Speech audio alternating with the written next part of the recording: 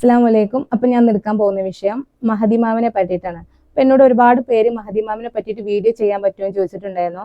പക്ഷെ ആ ഒരു കാര്യത്തിൽ നിന്ന് ഞാൻ പിന്തിരിയാനുള്ള കാരണം ഒന്നാമത് ഇന്നത്തെ സമൂഹത്തിൽ പ്രചരിപ്പിക്കുന്ന ഒരുപാട് കാര്യങ്ങൾ അതിൽ നിന്ന് വ്യത്യസ്തമായിട്ടാണ് സംഭവിക്കുന്നത്. അതിൽ ഏറ്റവും വലിയൊരു ഉദാഹരണമാണ്, ഇപ്പം നമ്മളോട് ആരും പറഞ്ഞിട്ടില്ലായിരുന്നു അവസാന കാലഘട്ടത്തിൽ അള്ളാഹുവിന്റെ ദൃഷ്ടാന്തം വരും, നിങ്ങൾ അതിനെ വിശ്വസിക്കുന്നു, നമുക്കൊരു പണ്ഡിതന്മാരും പറഞ്ഞു തന്നിട്ടില്ല. പക്ഷെ നമ്മൾ പഠിച്ചു വെച്ചതും യാഥാർത്ഥ്യത്തിൽ സംഭവിക്കുന്നത് വേറെ രീതിയിലായിരിക്കുന്നു. അതിനുള്ള തെളിവുകൾ ഞാൻ നിങ്ങൾക്ക് കാണിച്ചു തന്നു. കാരണം വിശുദ്ധ ഖുറാനില്, ബൈബിളില്, ഭഗവത്ഗീതയിൽ പറയുന്നത് എന്താ, എന്റെ ദൃഷ്ടാന്തങ്ങളാണ് നിങ്ങളെ മുന്നിൽ വരാൻ പോകുന്നത്, അതിനെ നിങ്ങൾ വിശ്വസിക്കുക, ഇല്ല എന്നുണ്ടെങ്കിൽ നിങ്ങൾക്ക് നരകാണെന്ന് 3 ഗ്രന്ഥം വ്യക്തമായിട്ട് പറയുന്നുണ്ട്. അപ്പൊ ഈ 3 ഗ്രന്ഥം പറയുമ്പോൾ നമുക്ക് ഒരിക്കലും അതിനെ തള്ളി കളയാൻ പറ്റൂല. ഏതെങ്കിലും ഒന്നാണെങ്കിലും ഓക്കെ, പക്ഷെ 3 ഗ്രന്ഥം ഒരേപോലെ പറഞ്ഞു കഴിഞ്ഞാൽ പിന്നെ അതിലൊരു മാറ്റവും ഇല്ല. അപ്പോൾ അങ്ങനെ നമ്മൾ വിശ്വാസത്തിൽ ഒരുപാട് മാറ്റങ്ങൾ വന്നു പോയിട്ടുണ്ട്. അതുപോലെ തന്നെയാണ് മഹദിമാമിന്റെ കാര്യത്തിലും. ഇനി നമ്മൾ മനസ്സിലാക്കേണ്ട പ്രധാനപ്പെട്ട ഒരു കാര്യം എന്നുള്ളത്, സൂറത്ത് ജുമയിലെ 62-2 പറയുന്നത്, അക്ഷരജ്ഞാനമില്ലാത്തവർക്കിടയിൽ തൻ്റെ ദൃഷ്ടാന്തങ്ങൾ അവർക്ക് വായിച്ചു കേൾപ്പിക്കുകയും അവരുടെ സാംസ്കാരികവും അവർക്ക് വേദഗ്രന്ഥവും തത്വജ്ഞാനവും പഠിപ്പിക്കുകയും ചെയ്യാൻ അവരിൽ നിന്ന് തന്നെയുള്ള ഒരു ദൂതനെ നിയോഗിച്ചവനാകുന്നു അവൻ. തീർച്ചയായും അവർ മുമ്പ് വ്യക്തമായ വഴികേടിലായിരുന്നു. അവരിൽപ്പെട്ട ഇനിയും അവരോടൊപ്പം വന്നു ചേർന്നിട്ടില്ലാത്ത മറ്റുള്ളവരിലേക്കും അദ്ദേഹത്തെ നിയോഗിച്ചിരിക്കുന്നു. അവനാകുന്നു പ്രതാപിയും യുക്തിമാനും. അപ്പൊ ഇവിടെ പറയുന്നത് വഴികേടിലായ ജനങ്ങളിലേക്കാണ് നബി സല്ലല്ലാഹു അലൈഹി വസല്ലമയെ അള്ളാഹു അയച്ചിട്ടുള്ളത്. കാരണം അള്ളാഹുവിന്റെ ദൃഷ്ടാന്തങ്ങൾ അവർക്ക് കേൾപ്പിച്ചു കൊടുക്കാന്, അല്ലെങ്കിൽ അതിന്റെ തത്വജ്ഞാനം പഠിപ്പിക്കാൻ, യഥാർത്ഥ സത്യങ്ങൾ പഠിപ്പിക്കാൻ വേണ്ടിയിട്ടാണ് നബി സല്ലല്ലാഹു അലൈഹി വസല്ലമയെ അയച്ചിട്ടുള്ളത്. അവരോട് ബന്ധപ്പെട്ട തന്നെ, എന്നാൽ അവരിൽ ചേർന്നിട്ടില്ലാത്ത മറ്റുള്ളവരിലേക്കും അദ്ദേഹത്തെ നിയോഗിച്ചിരിക്കുന്നു എന്ന് പറയുമ്പോൾ, ഇപ്പൊ നബി സല്ലല്ലാഹു അലൈഹി വസല്ലം സമുദായത്തിൽപ്പെട്ട ആളുകളാണ് നമ്മളൊക്കെ. അപ്പൊ അവരിൽ ആ കാലഘട്ടത്തിലേക്ക് നബി സല്ലല്ലാഹു അലൈഹി വസല്ലം വന്നു പോയി. ഇനി നമ്മളെ കാലഘട്ടത്തിലേക്കും അദ്ദേഹം തന്നെ വരും എന്നാണ് പറയുന്നത്. അദ്ദേഹത്തെ നിയോഗിച്ചവനാകുന്നു എന്ന് പറയുമ്പോൾ യഥാർത്ഥത്തിൽ ഈ വിശുദ്ധ ഖുർആനാണ് അവർക്ക് വഴികാട്ടിയായിട്ട് വന്നത്. അതേ വിശുദ്ധ ഖുർആനിലെ നബി സല്ലല്ലാഹു അലൈഹി വസല്ലമയുടെ ദൗത്യമായിരുന്നു അവർക്ക് അത് അറിയിച്ചു കൊടുക്കുക എന്നുള്ളത്. അപ്പൊ നബി സല്ലല്ലാഹു അലൈഹി വസല്ലമയ്ക്ക് ശേഷം നമ്മളിലേക്ക്, നമ്മളെ കാലഘട്ടത്തിൽ ഇതേ ഖുർആൻ തന്നെ നമ്മളിലേക്ക് വരും. കാരണം നബി സല്ലല്ലാഹു അലൈഹി വസല്ലമ പറഞ്ഞ ആ കാര്യങ്ങളൊക്കെ തിരിച്ചു വരികയാണ്. അപ്പൊ അതിനാണ് ആ ഒരു ദൗത്യം നിറവേറുന്നത്. ഇവിടെ ഒരു പക്ഷെ നബി സല്ലല്ലാഹു അലൈഹി വസല്ലം നമ്മൾ മഹദിമാമെന്ന് തന്നെ നമുക്ക് പറയാം. കാരണം അവരിൽപ്പെട്ട ഇനിയും അവരോടൊപ്പം വന്നു ചേർന്നിട്ടില്ലാത്ത മറ്റുള്ളവരിലേക്കും അദ്ദേഹത്തെ നിയോഗിച്ചിരിക്കുന്നു. ഇപ്പൊ നമ്മളെ കാലഘട്ടത്തിലേക്കപ്പോ ഈ വിശുദ്ധ ഖുർആന്റെ യഥാർത്ഥ സത്യങ്ങള്, അല്ലെങ്കിൽ അന്ന് നഷ്ടപ്പെട്ടു പോയ യഥാർത്ഥ നിയമങ്ങൾ, സത്യങ്ങളൊക്കെ നമുക്ക് മനസ്സിലാക്കി തന്നു കഴിഞ്ഞാല് അതിനെ പറ്റിയിട്ടാണ് ഇവിടെ പറയുന്നത്. അത് അള്ളാഹുവിന്റെ അനുഗ്രഹമാകുന്നു. അവൻ ഉദ്ദേശിക്കുന്നവർക്ക് അവൻ അത് നൽകുന്നു. അപ്പൊ യഥാർത്ഥ സത്യങ്ങള് അള്ളാഹു ഇഷ്ടപ്പെട്ടവർക്ക്, അല്ലെങ്കിൽ അള്ളാഹു അനുഗ്രഹിച്ചവർക്ക് തീർച്ചയായിട്ടും അത് അള്ളാഹു ആ അറിവ് കൊടുക്കും. അതാണ് ഇവിടെ അള്ളാഹുവിന്റെ അനുഗ്രഹമാകുന്നു എന്ന് പറയുന്നുണ്ട്. അത് അവൻ ഉദ്ദേശിച്ചവർക്ക് അവൻ നൽകുകയും ചെയ്യുന്നു എന്ന് പറയുന്നത്.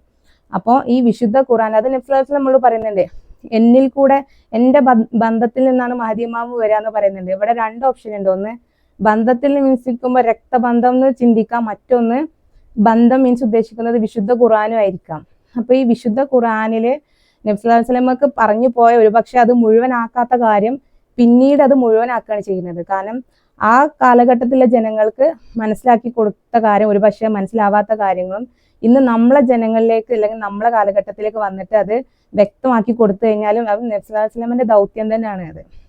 അപ്പോൾ അത് കാലഘട്ടത്തിന് ശേഷം വേറൊരാളാണ് ആ ഒരു ദൗത്യം നിർവഹിക്കുന്നുണ്ടെങ്കിലും അത് അതിന്റെ യഥാർത്ഥ സ്ഥാനം നബി സല്ലല്ലാഹു അലൈഹി വസല്ലമക്ക് തന്നെയാണ്. അതുകൊണ്ടാണ് അവിടെ മഹദിമാമ് എന്നോട് ബന്ധമുണ്ടെന്ന് പറയുന്നത്. ഒരു പക്ഷെ രക്തബന്ധമായിരിക്കാം. നമ്മൾ 2 രീതിയിലും നമ്മൾ മനസ്സിലാക്കേണ്ടതുണ്ട്. മറ്റൊന്ന്, അധ്യായം സൂറത്ത് അൻഫാലിലെ 8-45 പറയുന്നത്, സത്യവിശ്വാസികളെ, നിങ്ങൾ ഒരു സൈന്യ സംഘത്തെ കണ്ടുമുട്ടിയാൽ ഉറച്ചു നിൽക്കുകയും അള്ളാഹുവെ അധികമായി ഓർമ്മിക്കുകയും ചെയ്യുക, നിങ്ങൾ വിജയം പ്രാപിച്ചേക്കാന്ന് പറയുന്നുണ്ട്. അപ്പൊ ഇവിടെ പറയുന്നത്, ഒരു സൈന്യ സംഘത്തെ നിങ്ങൾ കണ്ടുമുട്ടിയാല് അതിൽ നിങ്ങൾ ഉറച്ചു നിൽക്കാന്ന്, അള്ളാഹു അധികമായി നിങ്ങൾ ഓർക്കുകയും ചെയ്യുക, നിങ്ങൾ വിജയം പ്രാപിച്ചേക്കാന്ന് പറയുന്നത്. അപ്പൊ നമ്മളോട് നബി സല്ലല്ലാഹു അലൈഹി വസല്ലം പറയുന്നുണ്ട്, മഹദിമാമ് വന്നു ഞങ്ങൾ എങ്ങനെ ഐസുമല കയറിയിട്ടാണെങ്കിലും മുട്ടുകുത്തി അഴിഞ്ഞിട്ടാണെങ്കിലും, അങ്ങനെ പറയുന്നത് എത്ര റിസ്ക് എടുത്തിട്ടാണെങ്കിൽ പോലും നിങ്ങൾ അദ്ദേഹത്തെ ബൈഅത്ത് ചെയ്യാനാണ് പറയുന്നത്. അപ്പൊ അദ്ദേഹം കൊണ്ടുവരുന്ന യഥാർത്ഥ സത്യങ്ങളെ നമ്മൾ ഫോളോ ചെയ്താലേ നമ്മൾ വിശ്വാസികളാവും, അല്ലെങ്കിൽ നമുക്ക് സ്വർഗം കിട്ടുള്ളൂ. ഇല്ലാന്നുണ്ടെങ്കിൽ നമ്മൾ അവിടെ നമ്മളെ വിശ്വാസങ്ങൾ ഇല്ലാതാവണേ. ഇതിപ്പോ 3 ഗ്രന്ഥത്തിൽ നമ്മൾ പറഞ്ഞു അള്ളാഹുവിന്റെ ദൃഷ്ടാന്തങ്ങൾ അവസാനത്തിൽ വരുന്നേ. അപ്പൊ അത് വിശ്വസിക്കാത്തവരൊക്കെ നരകാവസ്ഥകളാണെന്ന് 3 ഗ്രന്ഥം പറയുന്നുണ്ടെങ്കിൽ, ഉദാഹരണം യഥാർത്ഥ സത്യത്തെ നമ്മൾ മനസ്സിലാക്കിയിട്ടില്ല എന്നുണ്ടെങ്കിൽ നമ്മൾ നരകക്കാരനായിരിക്കും. ഇവിടെ പറയുന്നത് ഒരു സൈന്യത്തെ നിങ്ങൾ കണ്ടുമുട്ടിയാൽ ഉറച്ചു നിൽക്കാന്ന് പറയുന്നത്, അത് നിങ്ങൾ വിജയം പ്രാപിച്ചേക്കാന്ന്. അപ്പൊ ഇവിടെ നമ്മൾ ഈ ഒരു സൈന്യ സംഘത്തെ നമ്മൾ ഉദ്ദേശിക്കാന്നുണ്ടെങ്കിൽ, ഇപ്പൊ ഇന്നത്തെ കാലഘട്ടത്തിൽ ഇപ്പൊ ലോകം മൊത്തം നീതി നടപ്പിൽ വരുത്തണം. അപ്പൊ ഈ ലോകത്ത് ഇത്ര രാജ്യങ്ങളുണ്ട്. ഇപ്പൊ ഏതെങ്കിലും ഒരു രാജ്യത്തിലാണ് ഇപ്പൊ മഹദി ഇമാം വന്നതെന്നുണ്ടെങ്കിൽ നമ്മളൊക്കെ എങ്ങനെ അവിടെ എത്തും? നമ്മളെപ്പോഴും ചിന്തിക്കുന്ന ഒരു കാര്യമാണ്. ഞാനൊക്കെ ചെറിയ കുട്ടിയാകുമ്പോൾ ഏറ്റവും കൂടുതൽ ചിന്തിച്ചിരുന്ന ഒരു കാര്യം അതായിരുന്നു. കാരണം നമ്മളിപ്പോ എങ്ങനെ അങ്ങോട്ട് പോവാ? നമ്മൾ ഏറെ 1-2 രാജ്യങ്ങളൊക്കെ നമ്മൾ അറിഞ്ഞിട്ടുണ്ടാവുള്ളൂ. കാരണം അപ്പൊ ഏതെങ്കിലും രാജ്യത്തിലാണ് നമ്മൾ ഇന്നത്തെ കാലഘട്ടത്തിലേക്ക് നമ്മൾ ചിന്തിക്കാന്നുണ്ടെങ്കിൽ, ഇപ്പോൾ നമ്മുടെ ഈ ഒരു വാട്സപ്പ് അല്ലെങ്കിൽ നമ്മുടെ ഫേസ്ബുക്ക് അല്ലെങ്കിൽ യൂട്യൂബ്, അങ്ങനെ എന്തെല്ലാം കാര്യങ്ങളുണ്ടെന്ന്, ഇൻസ്റ്റഗ്രാം, അപ്പൊ ഇതിലൊക്കെ ഇപ്പൊ നമ്മൾ മറ്റുള്ള രാജ്യങ്ങളിലെ കാര്യങ്ങൾ അല്ലെങ്കിൽ നമ്മളെ രാജ്യത്ത് നടക്കുന്ന കാര്യങ്ങളൊക്കെ ഒരു സെക്കൻഡ് കൊണ്ട് സ്പ്രെഡ് ആവുന്നുണ്ട്. ഇപ്പോൾ ഇന്നിപ്പോ ഒരു വീഡിയോ വൈറലായി ലോകത്ത് എല്ലായിടത്തും അത് എത്തുന്നുണ്ട്. ഇപ്പൊ ഇന്നത്തെ ഓരോ ഗ്രൂപ്പുകൾ അല്ലെങ്കിൽ ഇപ്പൊ ഉദാഹരണം ഞാനിപ്പോ എന്റെ ചാനൽ തന്നെ പറയാന്നുണ്ടെങ്കിൽ, ഇപ്പോൾ സൗദിയിലുള്ള വ്യക്തി, ഒമാനിലുള്ള വ്യക്തി, ദുബായിലുള്ള വ്യക്തി, അങ്ങനെ ഓരോ ആളുകൾ കാണുന്നുണ്ട്. ഇപ്പൊ ഈ ഇതിൽ അംഗമാവുന്നവരൊക്കെ ഉണ്ട്. ഇതുപോലെ തന്നെ ഒരു പക്ഷേ യാഥാർത്ഥ്യത്തിലും സംഭവിക്കുന്നത് അങ്ങനെ തന്നെ ആയിരിക്കണം. കാരണം 70,000 പേര് അല്ലെങ്കിൽ 80,000 പേരൊക്കെ ഉള്ള ഒരു സംഘം എന്ന് പറയുമ്പോൾ, ഇപ്പൊ നമ്മളെ എത്ര ചാനൽ എത്ര സബ്സ്ക്രൈബേഴ്സ് ഉണ്ട്, അപ്പൊ അതൊക്കെ നമ്മൾ ആലോചിക്കാന്നുണ്ടെങ്കിൽ യഥാർത്ഥത്തിൽ അങ്ങനെ തന്നെ സംഭവിക്കാം. അല്ലാതെ കാൽനടയായിട്ടൊന്നും ഒരു പക്ഷെ ഇന്ന് അത്രയും സൈന്യങ്ങളൊന്നും ലോകം മൊത്തം ഒരുമിച്ച് കൂട്ടാന്ന് പറയുമ്പോൾ അതൊക്കെ റിസ്ക് ആയ കാര്യങ്ങളാണ്. ഇന്നത്തെ കാലഘട്ടത്തിൽ നമ്മൾ ഒരിക്കലും അത് പ്രതീക്ഷിക്കണ്ട. ഉണ്ടെങ്കിൽ തന്നെ ചുരുക്കമായിരിക്കാം. ഒരു പക്ഷേ അങ്ങനെയും ആയിരിക്കാം. നമ്മൾ അറ്റ്ലീസ്റ്റ് മറ്റുള്ള രീതിയിലും ചിന്തിക്കേണ്ടതുണ്ട്. അപ്പൊ ഇന്നത്തെ വാട്സപ്പ്, ഇന്നത്തെ ഫേസ്ബുക്ക്, ഇന്നത്തെ യൂട്യൂബ്, ഇതൊക്കെ ശ്രദ്ധിക്കാന്നുണ്ടെങ്കിൽ എല്ലാവരും ഒത്തുചേരുന്ന ഒരു ഇടാണത്. അപ്പൊ എല്ലാവർക്കും അതിൽ ചേരാനും കഴിയും, എല്ലാവർക്കും അതിൽ കാണാനും ചെയ്യും. ഇപ്പൊ ഒരു ലൈവ് പെടുകയെന്നുണ്ടെങ്കിൽ എല്ലാ ആളുകളും അത് കാണുന്നുണ്ട്, എല്ലാവരും അത് സ്വീകരിക്കുന്നവർ അത് സ്വീകരിക്കാം. അപ്പൊ ആ രീതിയിൽ നമ്മൾ ചിന്തിക്കേണ്ടതുണ്ട്. അപ്പൊ നമ്മൾ ഉസ്താദ്മാര് പറഞ്ഞ രീതിയിൽ നമ്മൾ ചിന്തിക്കാം. പക്ഷെ യഥാർത്ഥത്തിൽ സംഭവിക്കുന്നത് എങ്ങനെയാന്ന് നമുക്ക് ഒരിക്കലും പറയാൻ പറ്റില്ല. അപ്പൊ ഈ രീതിയിലും നിങ്ങൾ മനസ്സിലാക്കി വെക്കേണ്ടതുണ്ട്. മറ്റൊന്ന്, നമ്മളൊരു സംഭാഷണം പറഞ്ഞിട്ടുണ്ടായിരുന്നു. അധ്യായം സൂറ സ്വാദില് 66 നമ്മൾ പറഞ്ഞിട്ടുണ്ടായിരുന്നു, ഇബ്ലീസും അള്ളാഹും തമ്മിലുള്ള ഒരു സംഭാഷണം. ആ സംഭാഷണത്തിൽ നബി സല്ലല്ലാഹു അലൈഹി വസല്ലം നമ്മോട് പറയുന്നത്, ഈ ഉന്നത സമൂഹം വിവാദം നടത്തിയെ പറ്റിയിട്ട് എനിക്ക് ഒരു അറിവില്ലായിരുന്നു. പക്ഷെ അള്ളാഹു എനിക്ക് താക്കീത് ചെയ്യാൻ വേണ്ടിയിട്ട് ഈ കാര്യങ്ങൾ എനിക്ക് അറിയിച്ചു തന്നു എന്ന് പറയുന്നുണ്ട്. എന്നിട്ട് അവസാനത്തിൽ അള്ളാഹു പറയുന്നത് എന്താ വെച്ച് കഴിഞ്ഞാല്, നബിയെ പറയുക, ഇതിന്റെ പേരിൽ ഞാൻ നിങ്ങളോട് യാതൊരു പ്രതിഫലവും ചോദിക്കുന്നില്ല. ഞാൻ കൃത്രിമം കെട്ടിച്ചമയ്ക്കുന്നവരുടെ കൂട്ടത്തിലുമല്ല. ഇത് ലോകർക്കുള്ള ഒരു ഉത്ബോധനം മാത്രമാവുന്നു. ഒരു കാലയളവിന് ശേഷം ഇതിലെ വൃത്താന്തം നിങ്ങൾക്ക് മനസ്സിലാവുക തന്നെ ചെയ്യുമെന്ന് പറയുന്നുണ്ട്. അപ്പൊ ഇവിടെ എന്താ ഇബ്ലീസ് പറയുന്നുണ്ട്, നിന്റെ നേരായ പാതയിൽ നിന്നും ഞാൻ ജനങ്ങളെ വഴി തെറ്റിക്കും. എന്നിട്ട് അവര് നിനക്ക് എന്താ പറയാ, എന്നോട് നന്ദിയില്ലാത്ത വിഭാഗമാക്കി തീർക്കുന്നു. പിശാച് പറയുമ്പോ, ഇബ്ലീസ് പറയുമ്പോ അള്ളാഹു പറയുന്നത് എന്താ, അവരെയും നിന്നെയും കൂടെ നരകത്തിൽ ഇറക്കുന്നു പറയുന്നുണ്ട്.